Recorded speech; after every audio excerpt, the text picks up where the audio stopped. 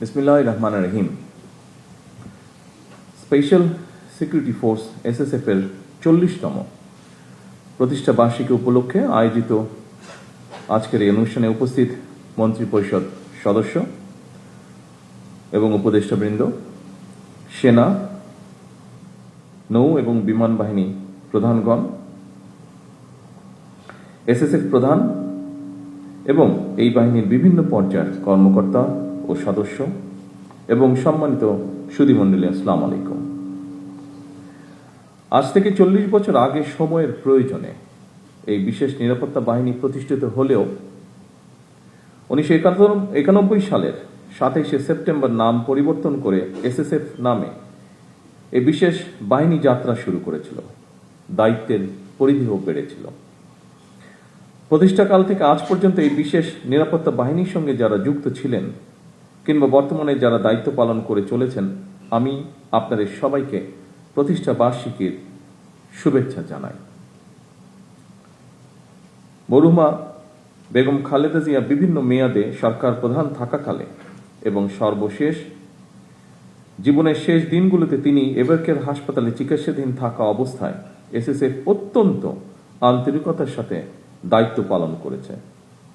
বেগম খালেদা জিয়ার মৃত্যুর পর শুধু বাংলাদেশ নয়, বিশ্বের ইতিহাসে অন্যতম বৃহত্তম নামাজে জানাজা আয়োজনের ক্ষেত্রেও প্রধান সমন্বয়ক হিসেবে এসএসএফ অত্যন্ত গুরুত্বপূর্ণ ভূমিকা পালন করেছে।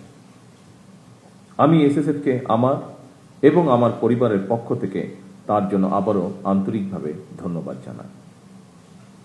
উপস্থিত সুধীবৃন্দ, সরকার প্রধান হিসাবে বর্তমানে প্রতিদিন প্রতি সময় আমি এসএসএফ এর কার্যক্রম সরাসরি প্রত্যক্ষ করছি। তবে এসএসএফ এর কার্যক্রমের সঙ্গে আমার পরিচয় নতুন নয়।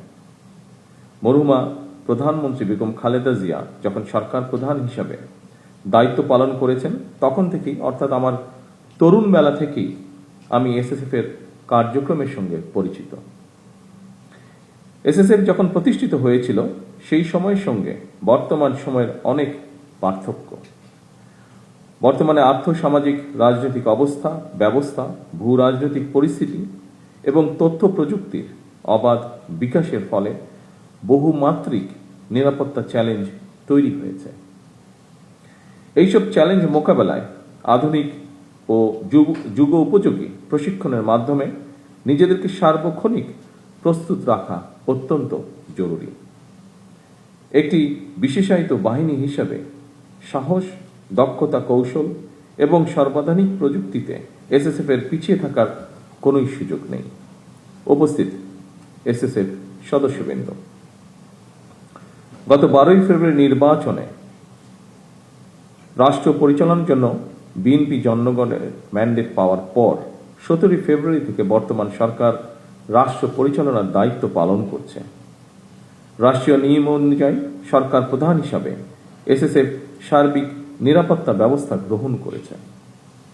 আপনারা জানেন, জনগণের দুর্ভোগ লাঘব করে সড়কে যানবাহনের চলাচল স্বাভাবিক রাখতে আমি আমার গাড়িবহরের আকার সীমিত করেছি, যা ডিজি এসএসএফ ওনার বক্তব্যেও উল্লেখ করেছেন বিষয়টি। ফলে বিদ্যমান পরিস্থিতিতে সদস্য সংখ্যা বাড়ানোর পরিবর্তে এসএসএফকে হয়তো দক্ষতা এবং নিরাপত্তা কৌশলের উপরে বেশি জোর দিতে হচ্ছে। আপনারা যথাসম্ভব সুন্দরভাবে দায়িত্ব পালন করছেন। আমি আবারও আপনাদেরকে তার জন্য আন্তরিক ধন্যবাদ জানাই।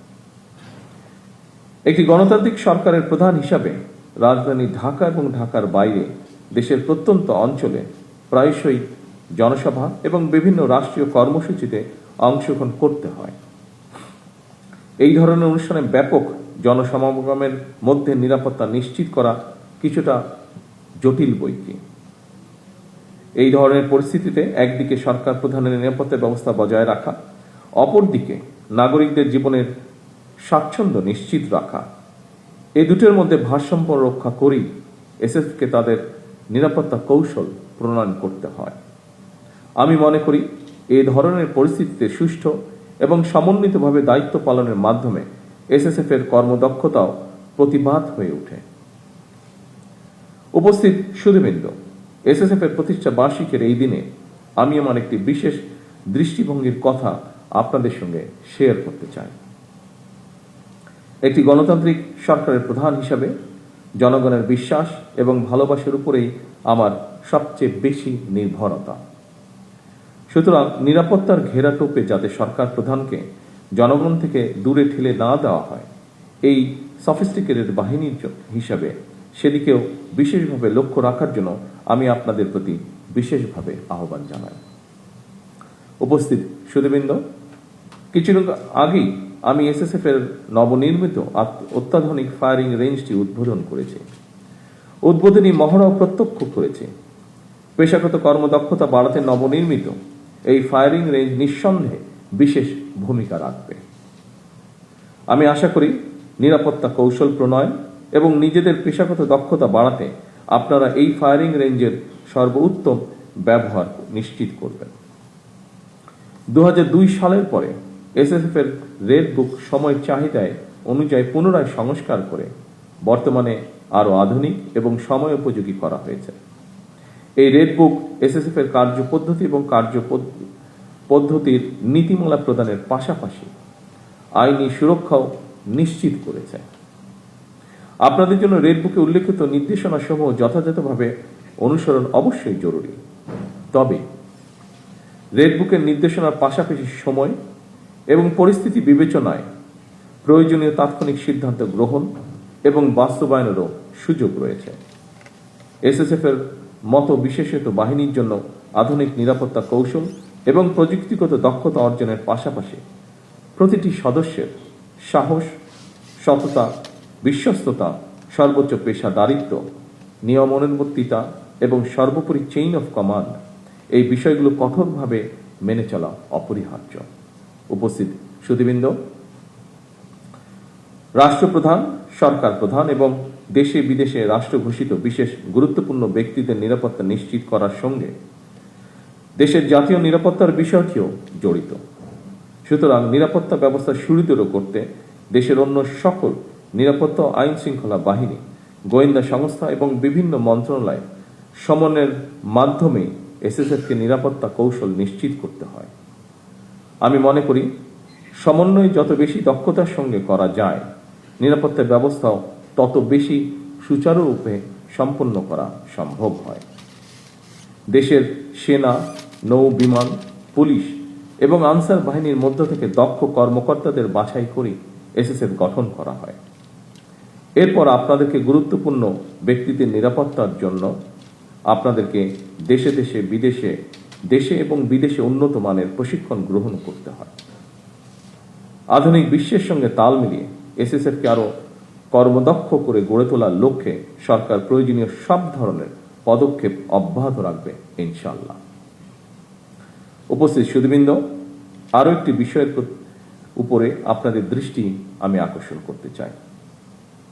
অবশ্যই আপনারা গুরুত্বপূর্ণ ব্যক্তিদের নিরাপত্তাকে সর্বোচ্চ প্রাধান্য দেবেন। তবে দায়িত্ব পালন করতে গিয়ে জনগণ যাতে কোন রকম রূঢ় ব্যবহারের শিকার না হন, সেদিকেও আপনাদেরকে বিশেষভাবে নজর রাখার জন্য আমি আহ্বান করব।